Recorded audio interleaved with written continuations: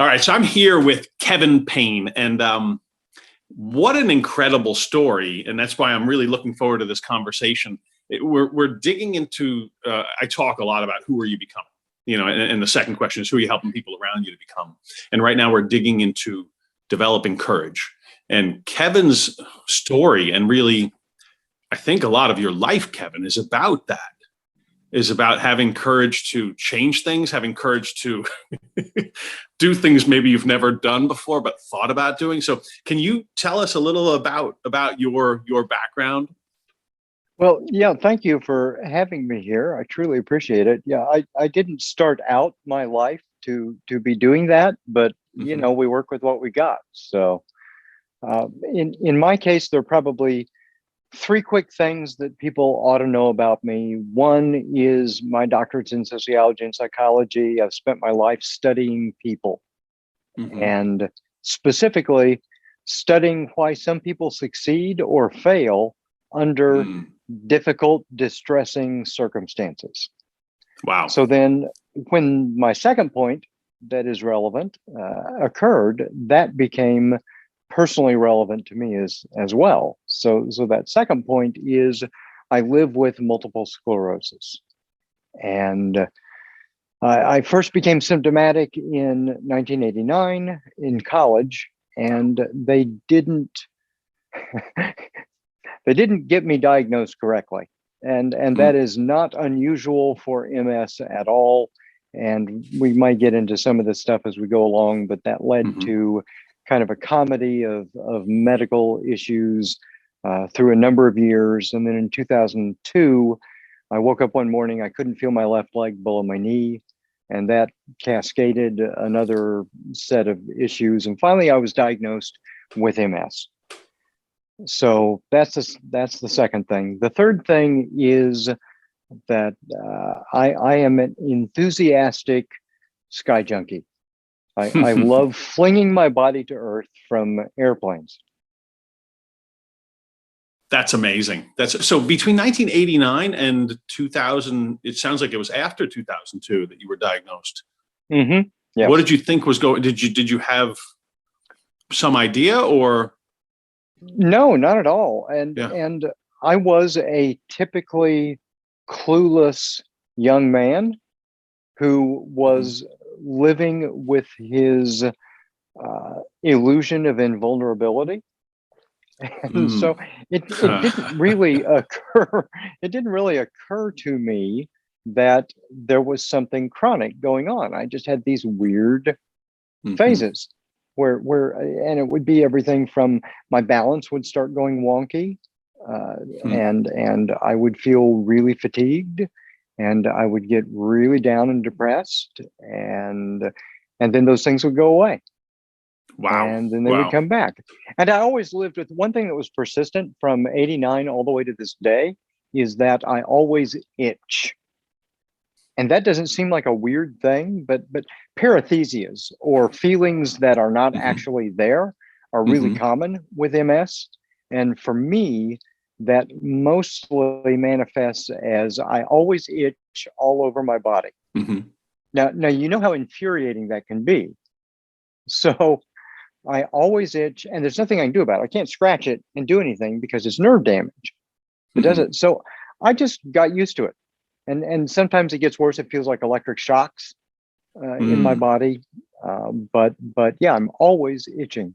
And there are about 30 symptoms or so that come and go to various degrees at different times.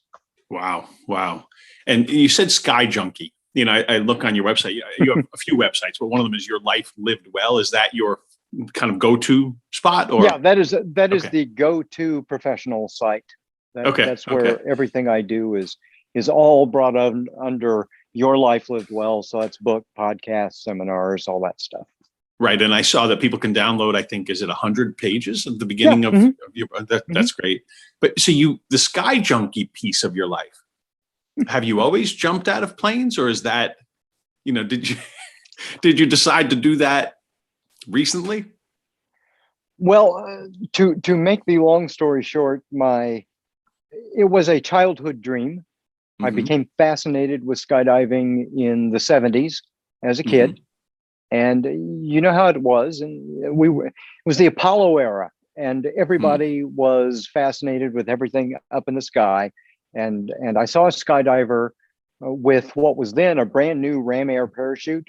So the rectangular ones that fly like Hmm. gliders, Hmm. and those were new at the Okay. time. And so I thought, wow, I want to do that.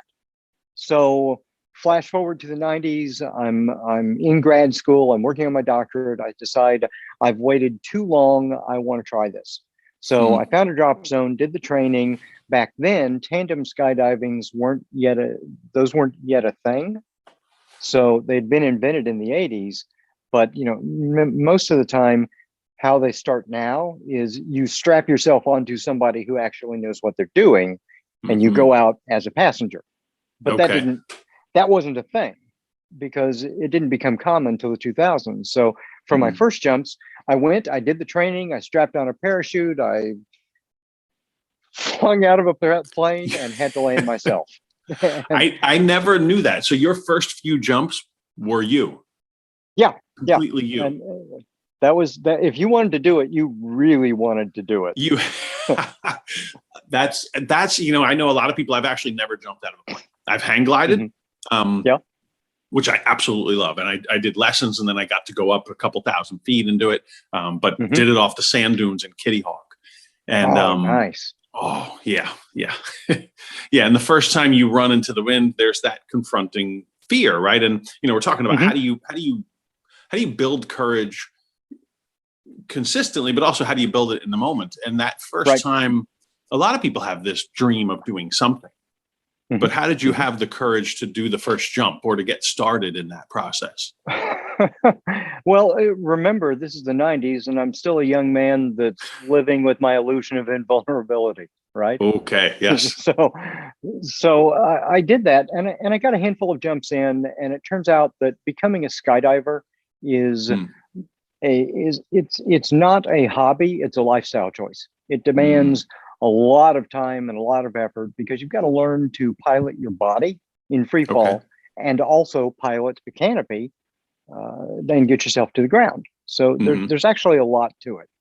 So life kind of got in the way. I finished my doctorate. I did, a career as a professor. Had wife, young kids. All that stuff happened, got in the way, and then finally it was MS, Hmm. and my multiple sclerosis got in the way. And it got in Mm, the way of a lot of my life. And the mm, exacerbations started getting worse. And I had a lot of things blow up in my life. My career blew up. My family decided that this was more trouble than it was worth. And my kids and my wife left. And wow. they're not bad people. They were overwhelmed. Hmm. MS is a devastating condition to live with, not just for you, but for all the people around you. Mm, And mm, while I don't have a choice, other people do. And so it is distressing. It's really awful. yeah. And so Yeah. my career blew up, my family blew up. I had a massive cognitive exacerbation, so I couldn't think. Mm, And I'm a brain guy. That's mm. how I deal with the world, and that's how I do what I do. And so I suddenly couldn't do what I do either. So Unbelievable. I'd given up on everything. And And you're a and professor as all this is going on. You're a professor. yeah, I was a professor, and then I left to. So here's another really well thought out decision. I left the safest job in the world as a tenure track academic to become a tech entrepreneur and start a tech company. Why not? Yeah, why not? So, but Is, again, is I'm the this guy still who.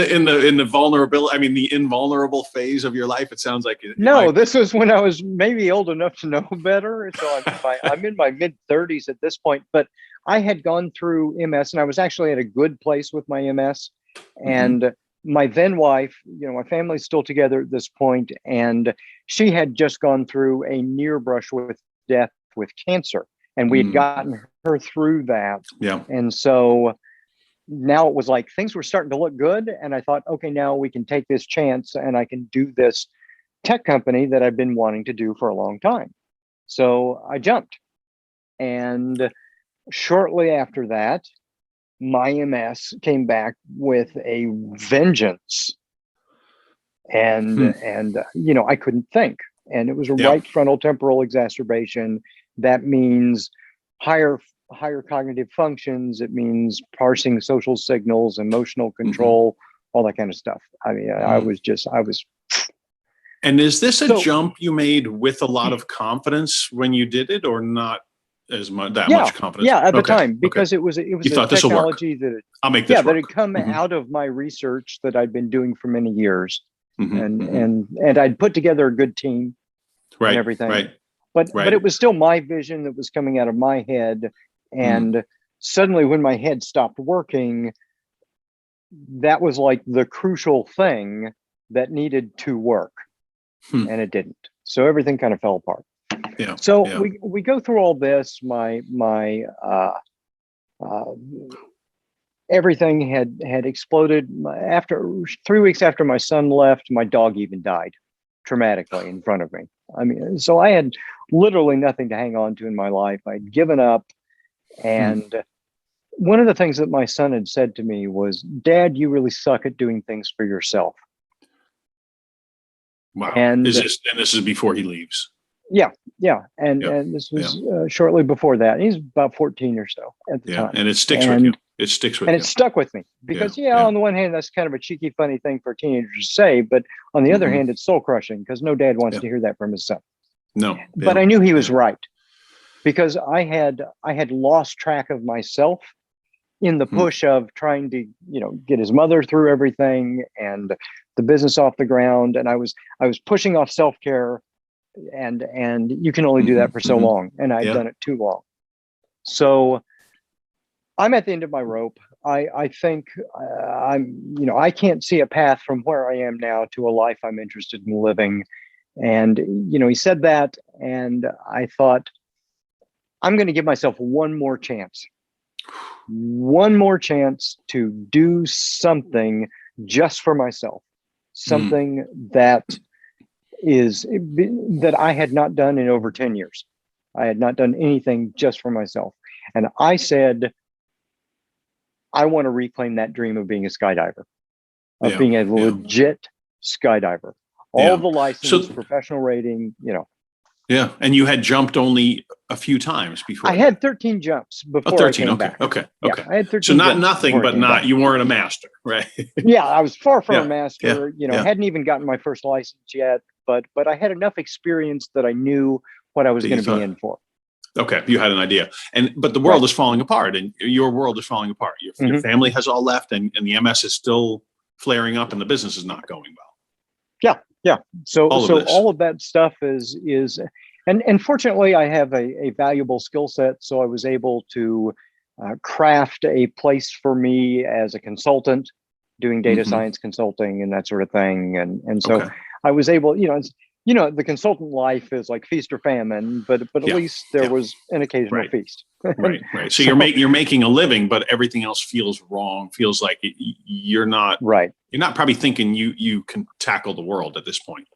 Right. And I wasn't thinking, and I truly wasn't doing with my career the thing that I felt called to do with my career. And so during all this time, I'm a science guy. So I started studying myself. I became a guinea pig for myself. I started, manipulating everything about my life that I possibly could, because MS is not going to get better. And the best they can do is maybe help you manage some symptoms. So I knew from all that research that I'd been doing for all those years about operating under distress and bad circumstances, that there are a lot of cognitive, emotional, behavioral, environmental things that I could manipulate. So I started systematically doing that. And in 2019, I said, I'm going to go back to skydiving, and I'm going to figure this out. Even though I've got a wonky central nervous system and I've got legs that I have a difficult time controlling, I said, I'm going to figure this out. So I went back. And normally it takes you 25 jumps to get your first license in skydiving. It's your A license. It took me 47. Because what was the big issue was, So I'm doing these early jumps, and when I go back, fortunately I've got a drop zone that's 5 miles from my house. Oh, wow. And Okay. yeah, and I had looked longingly in that direction for years, not jumping, thinking, wow, just down the road they're doing exactly what I want to be doing. So I do these jumps, and as I said, my legs, I don't feel my legs below my knees. So I'm having a difficult time keeping my legs out and in the right position. And when they're askew in free fall, you start whipping around and tumbling erratically. And if you've ever seen the movie Captain Marvel, where she comes back into Earth, right, and they've got that shot of her just like spiral. Yeah. That was you. That was you. For 40, like not all 47, but for some of those 47 jumps. Yeah, that was for you. many of those. So and you did it again. I did it again and again, because what I demonstrated was I was altitude aware, and I could get myself stable in time and deploy my parachute and land. And learning to stand up a landing when you can't feel your legs was a whole nother challenge also. But I figured that out because I learned to feel the pressure at my knees where I can consistently feel. So we went through all of this, and I, one of those early jumps. So I didn't tell anybody that I had this problem. I'm sitting down with one of my instructors after one of these jumps, which had been kind of crazy. And she's got thousands of jumps and, has been doing this for a long time. And she sits down in front of me, and she's kind of wild-eyed. And she says, "That was the most terrifying skydive I have ever experienced." This is your instructor. Yeah. And she said, "What's going on?" And so I said, "Well, I can't feel my legs below my knees." And she gives me this look. And I said, she said, "What, did you injure yourself? What is it?" So I explained that it was MS finally at this time. And fortunately, skydivers get really close to one another. And it's that closeness that is bred from people who do things where you face death together. Yeah. And we call each other Sky Family.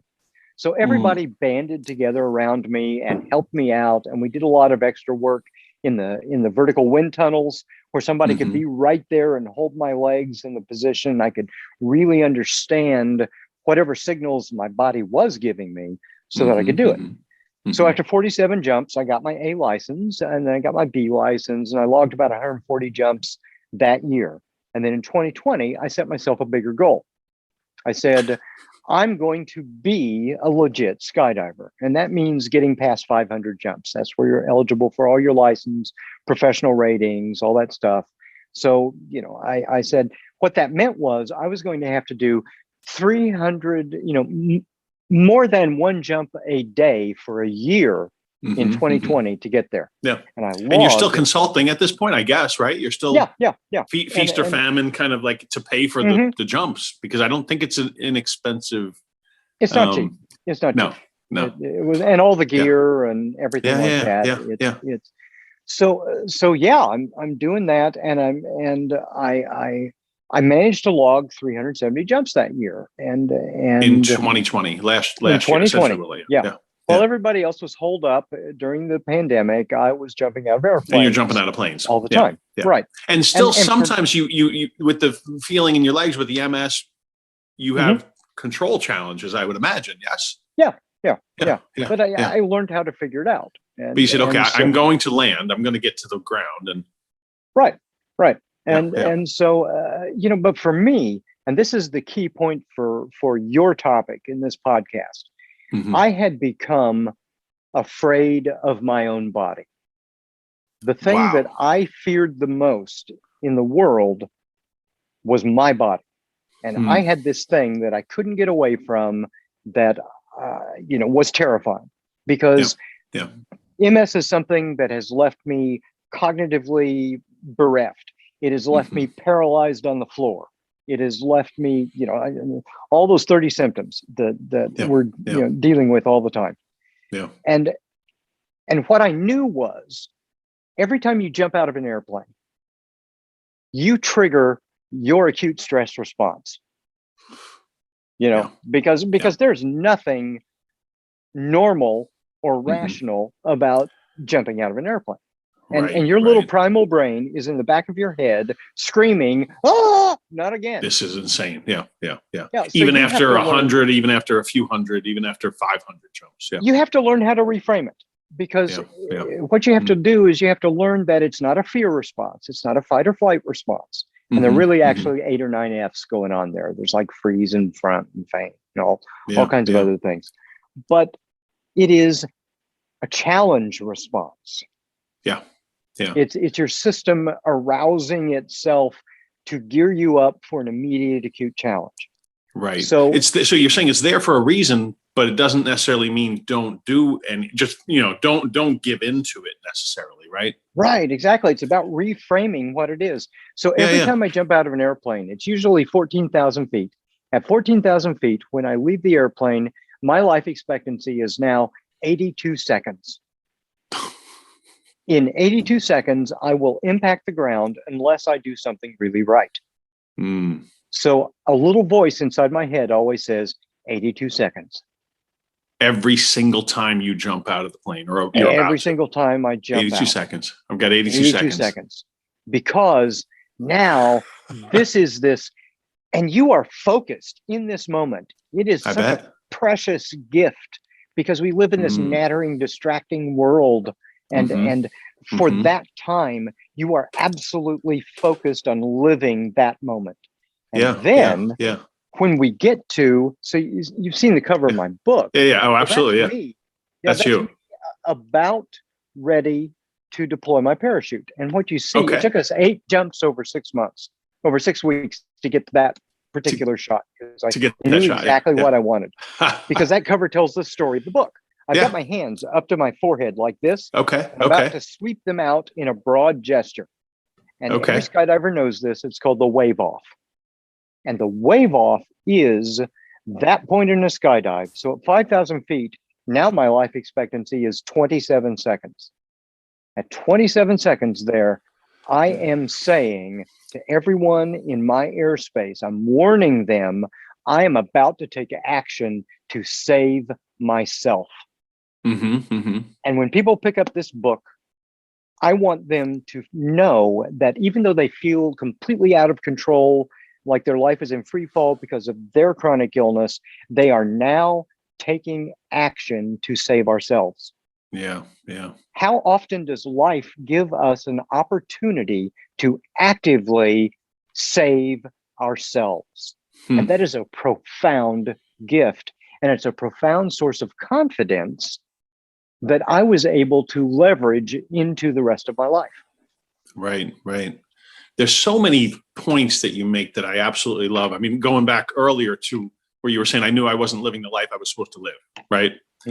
And I meet people everywhere, all over the planet that are saying that. And sometimes they're CEOs of companies, and sometimes they're parents, and, they're in so many different places. They know that, right? And you knew that, but then you did something.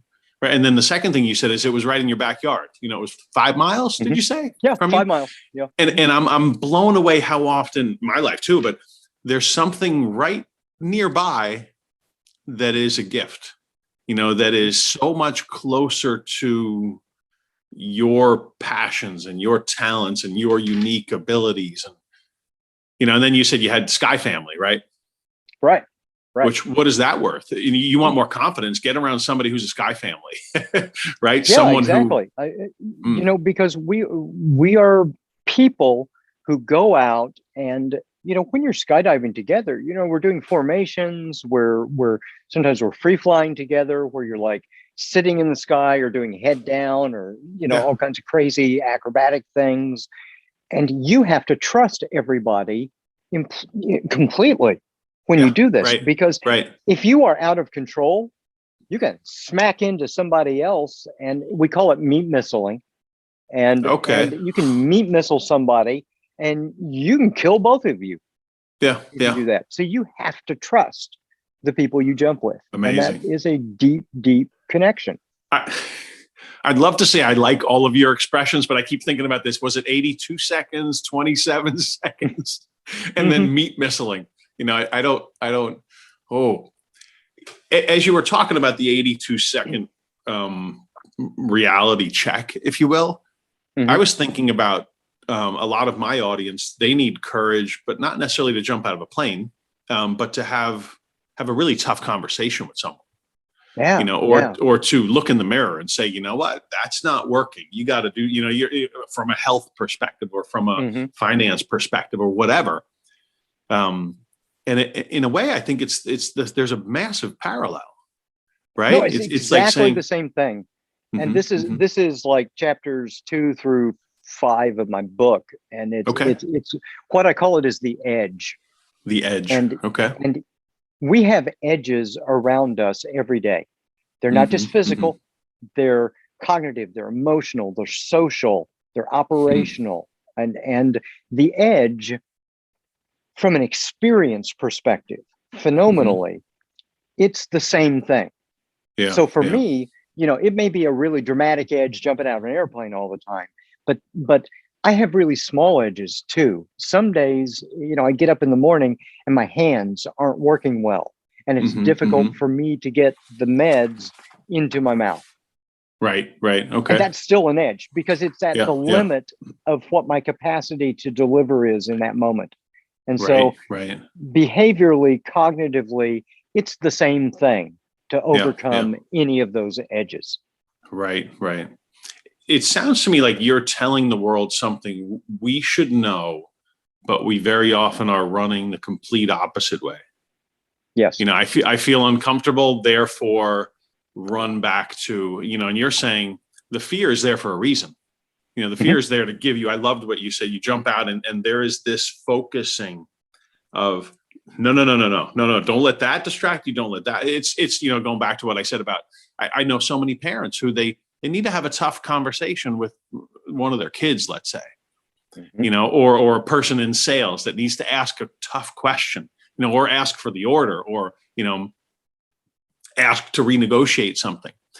And it's that fear purpose to get you to eliminate distractions, to get you to zone in and say, no, right now you're here for 82 seconds to save, you know, your mission, I guess, if you will. Yeah, exactly.